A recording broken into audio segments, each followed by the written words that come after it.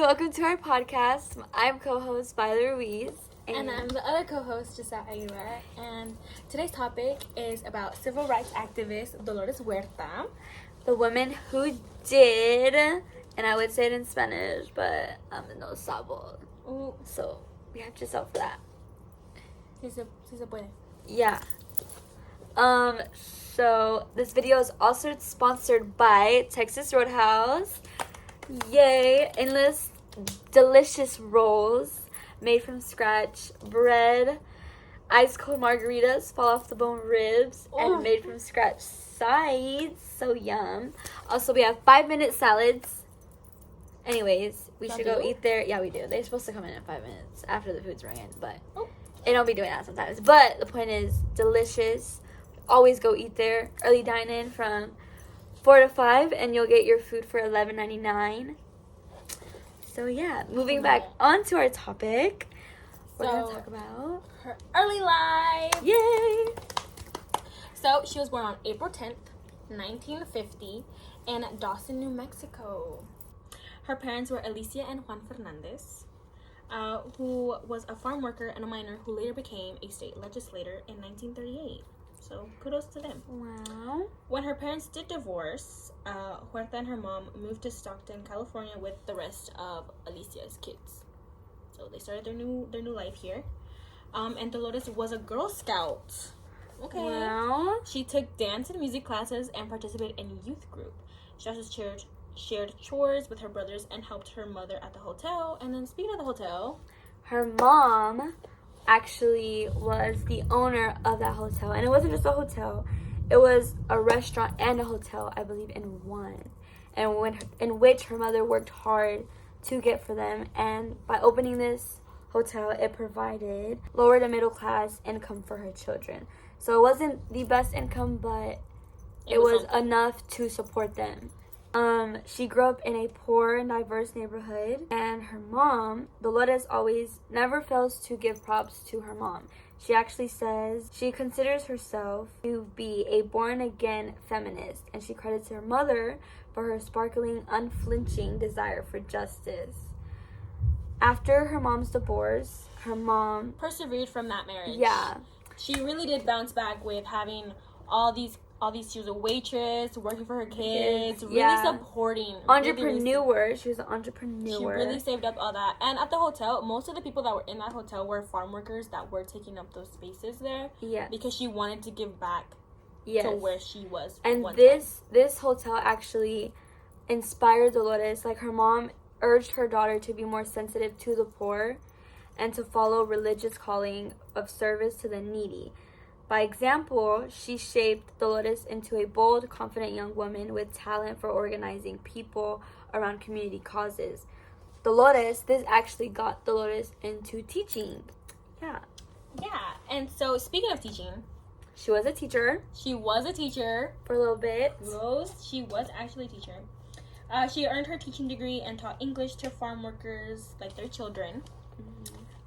But Huerta was sad at the poverty that they were living in. Mm-hmm. She left teaching a year later because she just knew she wanted to do more. Yeah. She knew that there was something she wanted to do because of the poverty that these farm children were living in. Mm-hmm.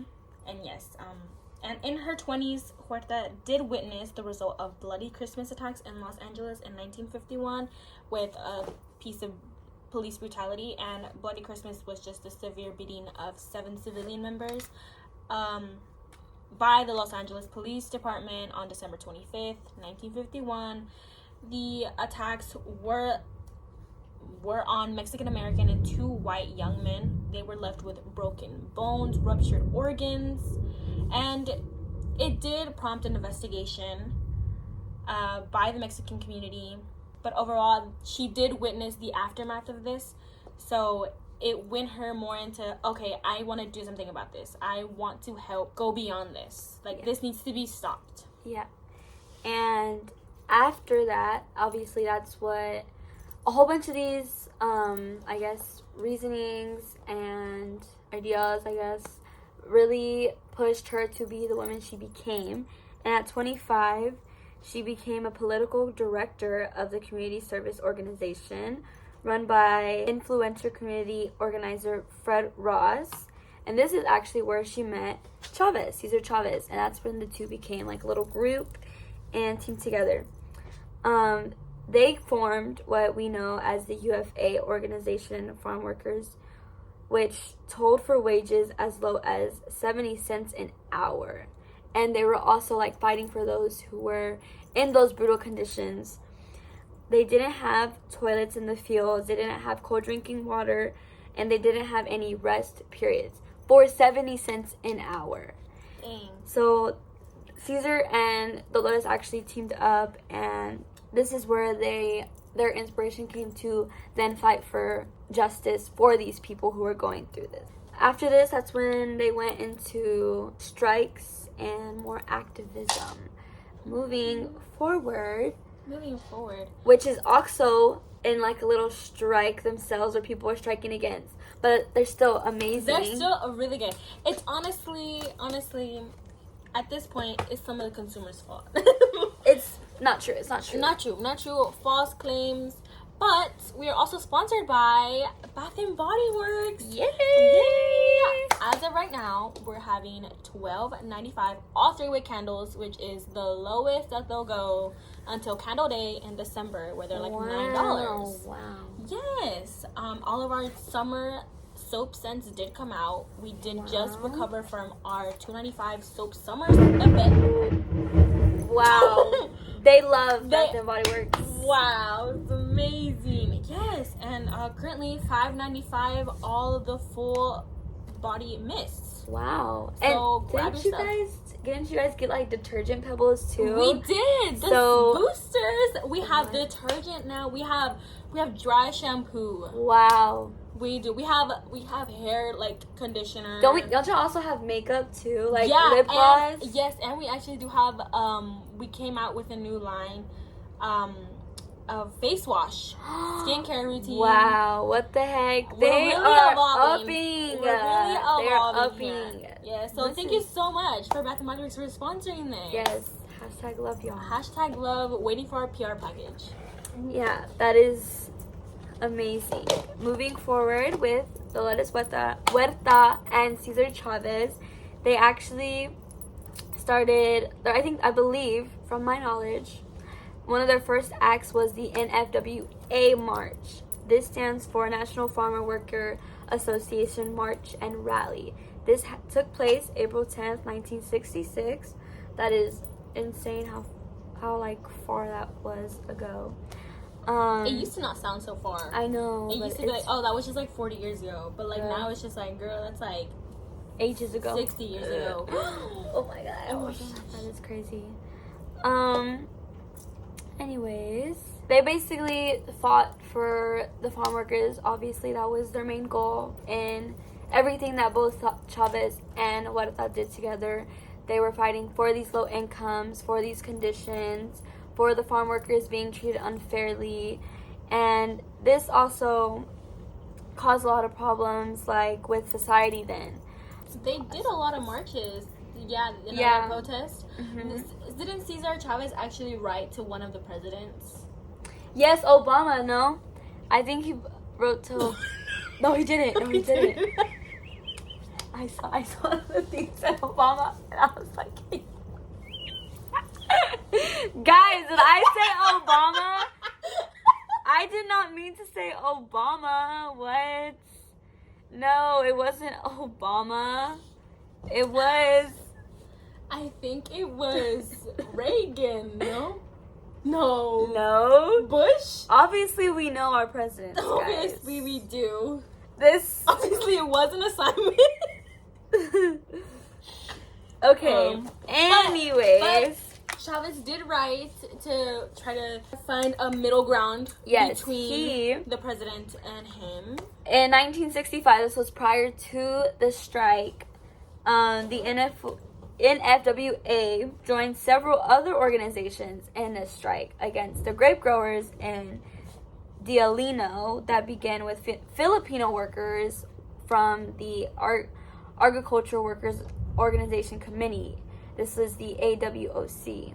The Filipino workers were upset that they were receiving $1.25 an hour wages, which is actually even more than the 70-cent one. when they were complaining about that. So I can imagine how the other ones were feeling compared with the $1.40 hourly wage of farm workers who were a part of the Bressier program, a guest worker program started during World War II. Embracing these principles of nonviolence that Martin Luther King Jr. endorsed, Cesar Chavez, actually, this is off topic, looked up to Martin Luther King. Yep. He wrote to him while MLK was in Birmingham jail. Yep.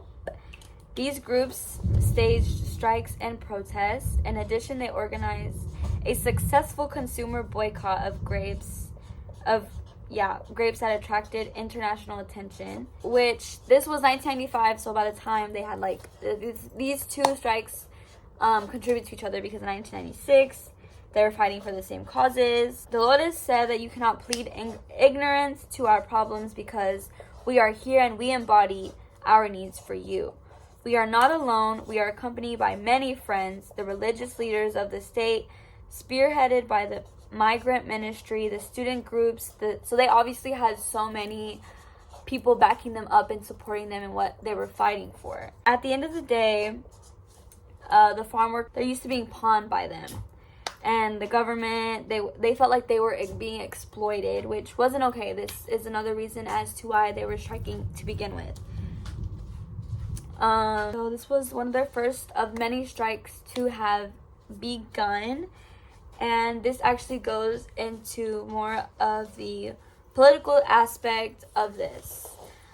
They had a lot of legality issues. With any strike, there comes legality issues. And yeah, so they did encounter a lot of legality issues during their protest. A lot of people thought that their protests were going to be this like really aggressive event. Yeah. Obviously, strikes were big prior to this, but because they were diverse people, like people of color, many people weren't really supportive. While I did say that a lot of people were supportive, there were also twice that number that were not. Especially when it came to government and police. Yeah, it was not.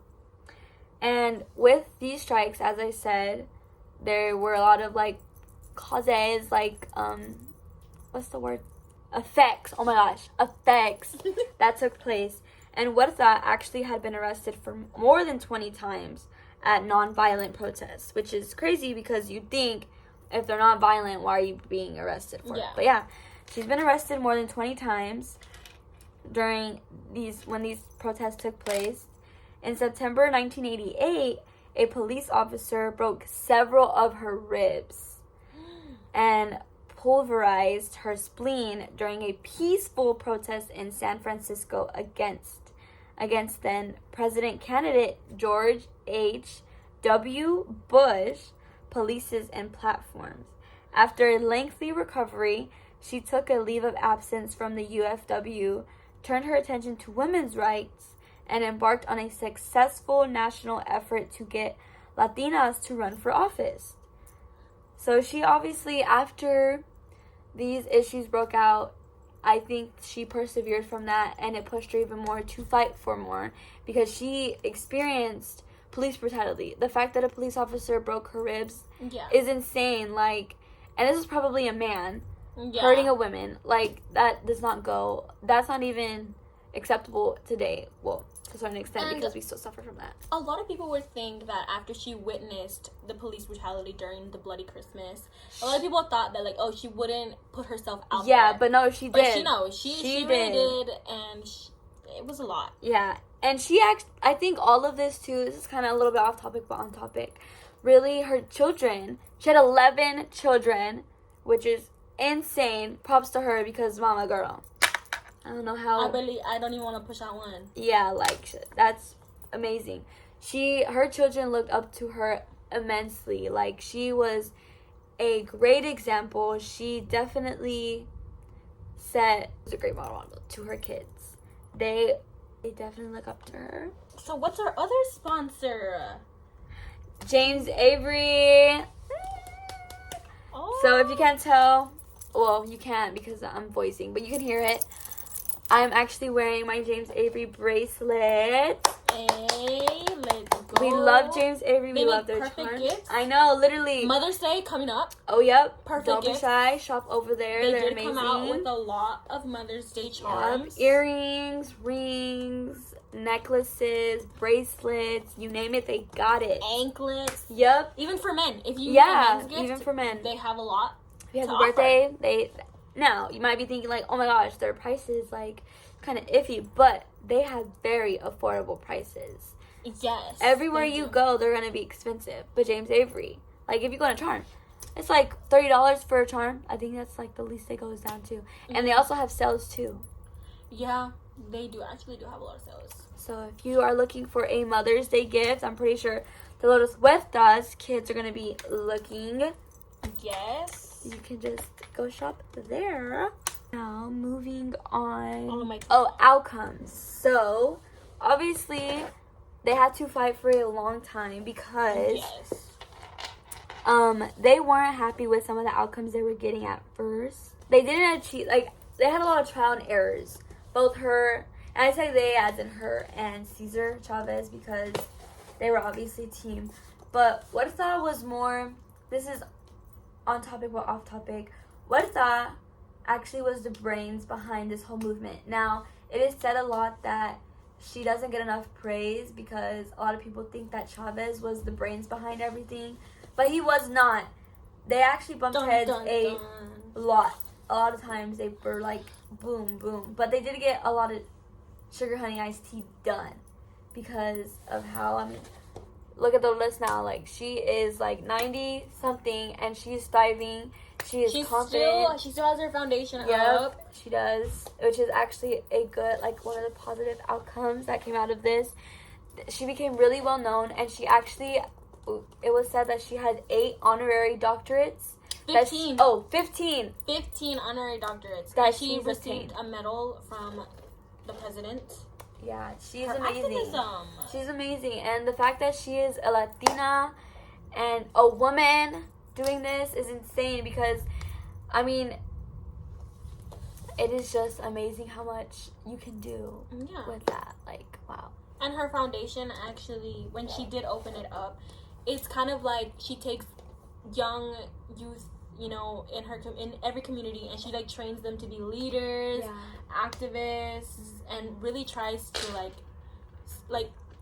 sigue el movimiento, pues. Like, she wants to continue the movement. She wants to not. It's up to the next generation to finish this, and we're currently seeing that right now with all the colleges, with the whole Palestine and Israel. We are seeing that, and you know, a lot of these young leaders are being trained not only by Dolores Huerta's foundation, but many others and they will continue the generation, and that's what Dolores wanted.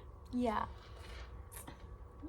I mean, she's kind of living her life now. You know, still activating a lot. Yeah, it is. Her foundation is actually dedicated to the passing the torch of organizing to the next generation. So I think that kind of like goes hand in hand with what you were saying. Like, she's training other people, like getting them to learn from her, but also from her kids. Yes. I think when she does like unfortunately pass away, her kids will carry on that honorary legacy that she has, which is amazing. Yeah, because she really did a lot for the movement. Like, it's something that you cannot. When you think of Cesar Chavez, you may think of that, but you can't think of him without thinking about his right hand. Yeah, and actually, I think it's the other way around. I think Chavez was just the picture of it. Dolores was actually the person. The brains. She was a smart one. She thought through. She thought through in everything. Yeah, but many just seem to not look at her. Yeah. Well, I think it's also because she's a woman. Like, yeah, a lot of people don't look at her at the time. It was really out of the ordinary to see a woman really wanting to activate and really wanting to go out and be in those protests, be in those movements, and she really set the curve. Yeah, she did. And she also went through so much as a person of color, a woman, a young woman for that matter, because you don't see a lot of that either. And she's still carrying that. She went through so many issues. Hardships. Yes, like she went through several lawsuits, and she actually did an interview with the lady talking about everything that she's done, her chances of winning these suits. She was always very confident in herself. She believed that whatever she set her mind to, she got it. With everything that you encounter and every hard obstacle you're going to come across, you're going to have doubts that you might not get it. But with the Dolores Huerta, it was a little rare, I guess, because she was very religious, so she would put their hands in God sometimes. And she was just very positive. She had a positive outlook on life, and that she was going to accomplish everything that she would. And she did. She did. She's amazing. Yes. Well, coming to a conclusion, basically, she's the best woman. Well, one of the best, because there's she obviously really set the curve. Happy Mother's Day to her. No, for reals. She's the mother. No, literally. She is an amazing woman, and she has accomplished so much in her life. Like, to believe she's, 90? She's 94, 96, I think? Or it's just astonishing to see and inspiring to see how much she's done. She is 94. She's 94 years old. Perfect. To see how much she's done in her life. And the fact that she started this at 25, maybe even younger than that, is amazing. It's just, I feel like I'm running out of time, and I'm not even 19 yet, and she's 25, and clearly she has proven that there's literally no limit. Time is limitless, and you can do so much. Yeah. And we love her. And that she's still going. Yeah. Like, she still has her foundation up and everything. She's still really shaping the minds of this next generation. Yeah. We love her, and we love everybody who is supporting her, and that is that. Thank you to our sponsors for sponsoring this podcast. And thank you to you who is for listening. Thanks. We appreciate you taking the time out of your day to listen. And thanks.